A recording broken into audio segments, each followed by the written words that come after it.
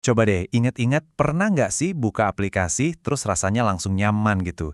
Seolah-olah ngerti banget apa yang kita mau. Atau sebaliknya, pernah dong frustrasi gara-gara sebuah website bikin bingung? Nah, di balik semua rasa klik atau duh ribet, itu ada aturan-aturan desain yang diam-diam bekerja. Yuk kita kupas tuntas rahasianya.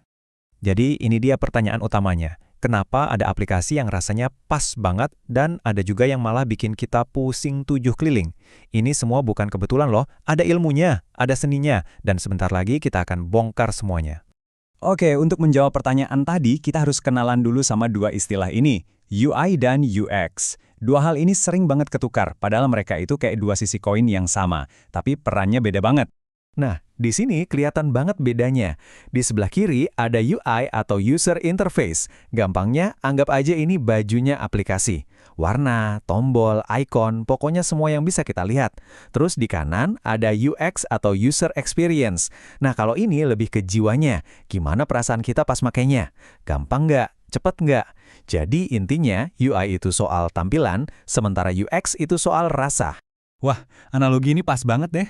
UI itu ibarat dekorasi restoran yang mewah. Menunya didesain cantik. Tapi UX itu seluruh pengalaman kita di sana. Mulai dari gampangnya pesen tempat, seberapa cepat pelayanannya, sampai rasa makanannya enak atau enggak. Restoran bisa aja kelihatan super keren, UI-nya bagus. Tapi kalau pelayanannya lama dan makanannya nggak enak, nah itu UX-nya jelek. Ya kita nggak bakal balik lagi kan? Itu dia beda krusialnya.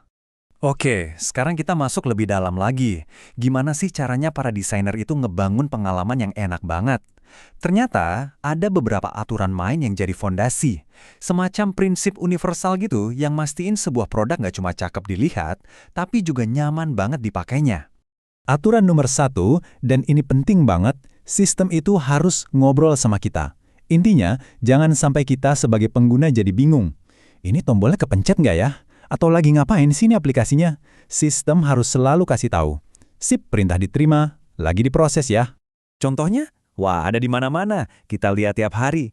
Lingkaran yang muter-muter pas nge-loading, bar yang jalan pas kita download file, atau tulisan pesan terkirim.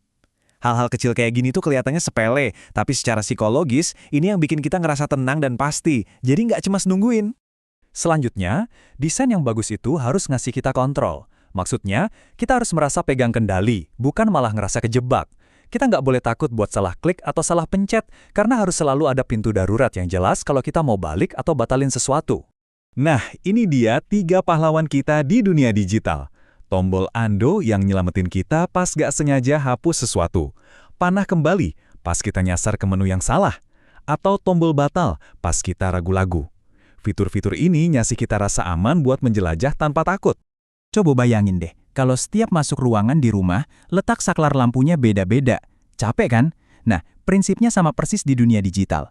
Pengguna itu nggak seharusnya belajar dari nol setiap kali buka halaman baru. Nah, konsistensi ini yang ngebentuk kebiasaan. Menu utama yang selalu di pojok kiri atas, ikon tong sampah yang artinya pasti hapus, atau tombol simpan yang warnanya selalu hijau. Ini bikin otak kita nggak usah kerja keras nebak-nebak, jadi pengalamannya terasa mulus dan gampang diingat. Manusia kan nggak luput dari salah ya. Wajar banget kita salah ketik password atau lupa isi satu kolom. Desain yang keren itu nggak nyalahin kita, tapi justru ngebantuin kita dengan sopan buat benerin kesalahan itu. Jadi pesan error yang bagus itu nggak cuma bilang error, tapi kayak temen yang ngasih tahu, kayaknya passwordnya salah deh, mungkin caps lock-nya nyala. Pesannya harus jelas, ngasih solusi, dan yang paling penting, nggak bikin kita merasa bodoh. Oke, tadi kita udah bahas aturan-aturan tak terlihatnya UX. Sekarang, kita pindah ke bagian yang terlihatnya, yaitu UI. Kita akan lihat gimana elemen-elemen visual dipakai untuk memandu kita sebagai pengguna. Gini, mata kita itu otomatis akan nyari mana yang paling nonjol. Nah, desainer pakai ukuran, warna, dan posisi untuk ngarahin mata kita. Judul dibikin lebih gede, tombol aksi utama warnanya dibikin paling cerah.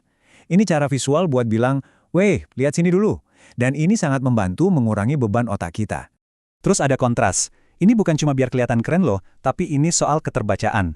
Tulisan hitam di atas latar putih kan jauh lebih gampang dibaca daripada tulisan abu-abu muda di atas putih. Ini penting banget buat semua orang, apalagi buat teman-teman kita yang punya keterbatasan penglihatan. Kadang desain yang paling kuat itu justru kekosongan. ruang kosong atau white space itu bukan ruang yang sia-sia. Justru, fungsinya penting banget untuk mengurangi kesan sumpek, ngelompokin elemen-elemen yang berhubungan, dan bikin semuanya lebih gampang dicerna. Ibarat jeda dalam sebuah lagu, penting banget biar melodinya kedengaran indah. Oke, kita udah ngomongin soal pengalaman, soal tampilan visual. Sekarang kita tarik benang merahnya. Intinya apa sih dari semua ini? Nah, ini pertanyaan buat kita renungin bareng-bareng. Kalau kita udah ngerti soal feedback, konsistensi, hierarki, jawabannya jadi jelas banget kan? Aplikasi yang sukses itu bukan yang fiturnya paling seabrek, tapi yang paling menghargai waktu dan pikiran penggunanya. Dan disinilah kita sampai pada kesimpulan terpentingnya. Pada akhirnya, desain UI dan UX yang hebat itu intinya adalah empati. Soal memahami gimana manusia berpikir, merasa, dan bertindak. UI yang cantik mungkin bikin kita penasaran buat nyoba, tapi UX yang hebat, itu yang bikin kita nggak mau pindah ke lain hati.